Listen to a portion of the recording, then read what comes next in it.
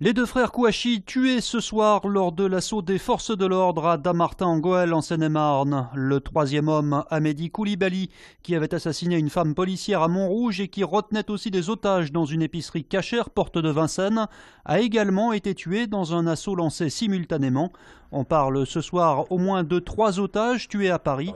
Ici, à Lyon, les policiers ont suivi à distance le déroulement de ces opérations. Bien sûr, bien évidemment, inquiet pour les collègues des forces de police et des forces de gendarmerie qui intervenaient concomitamment sur Dammartin.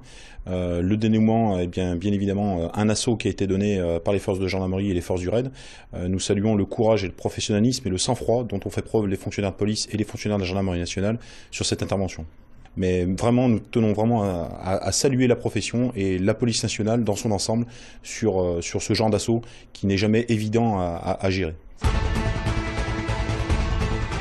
Nous condamnons tous et toutes, d'une façon ferme, sans équivoque, totale, cet acte ignoble, mes frères et mes sœurs. Ça ne fait pas partie de l'islam. 2 jours après l'attentat de Charlie Hebdo, l'heure est toujours au recueillement.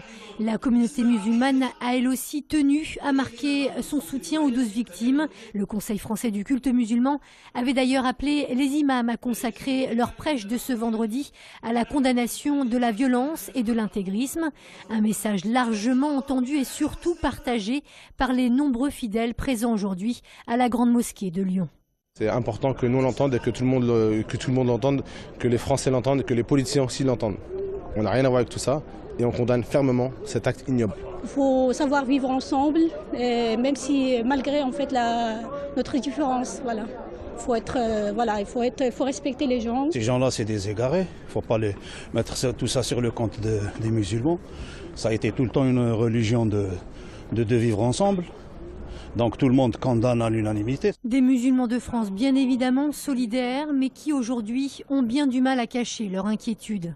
Le fait qu'à Villefranche, une mosquée ait été attaquée, que des femmes dans la rue ont été insultées ou ont été maltraitées, fait qu'aujourd'hui, il est important que l'ensemble des citoyens, non pas simplement musulmans, qu'on appelle à l'apaisement.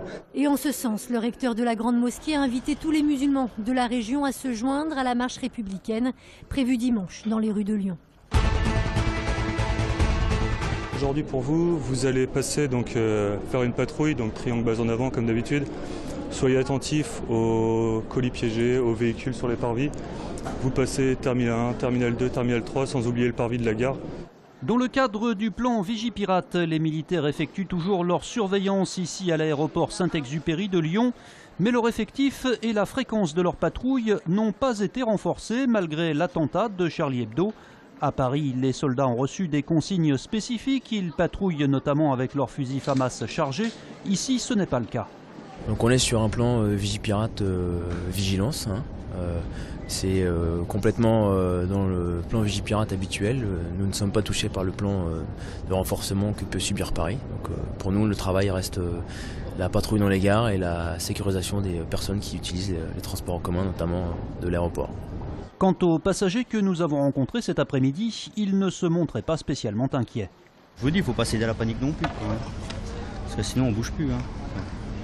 Et il faut vivre, donc il ne faut pas se livrer à des laisser-aller comme ça, à s'enfermer dans un petit coin. Non, il faudra résister et puis donc j'espère en finir très bientôt avec ces événements très, très tristes. Voilà. Je suis libyen, de nationalité libyenne. Nous aussi, oui, on a subi beaucoup de choses jusqu'à maintenant, jusqu'à présent. Et on comprend très bien ce qui se passe et on comprend la souffrance des gens. Voilà. Un nouveau rassemblement en hommage aux victimes de l'attentat de Charlie Hebdo est prévu ce dimanche à Lyon, à l'appel notamment du Club de la Presse. Cette marche républicaine et silencieuse partira de la place Ambroise Courtois dans le 8e, direction place Bellecour. Le rendez-vous est donné à 14 h. Et si la question sur la présence éventuelle du Front National reste posée, Gérard Collomb, ce matin sur notre plateau, a souhaité balayer toute polémique malvenue selon lui aujourd'hui. Ce qu'il faut, c'est se rassembler autour de messages qui sont des messages de fraternité, pas des messages d'exclusion. Donc je pense que toutes celles et tous ceux qui ont envie que notre pays se rassemble dans sa diversité, diversité d'origine, diversité religieuse, eh bien, sont les bienvenus à cette manifestation. Une solidarité qui se manifestera également sur les terrains sportifs. Plusieurs fédérations, qu'elles soient amateurs ou professionnelles, ont appelé à observer une minute de silence ce week-end en hommage aux 12 victimes de l'attentat. Ce sera le cas demain lors de la rencontre de Top 14 entre Bayonne et Le Loup, mais aussi à Gerland dimanche. Un moment de recueillement est prévu avant le coup d'envoi face à Toulouse. Un coup d'envoi décalé à la demande du club à 17 h. Ça se fera dans la dignité, en tout cas, jusqu'au coup de sifflet. Et puis après, une fois que le match va être lancé, show match gone.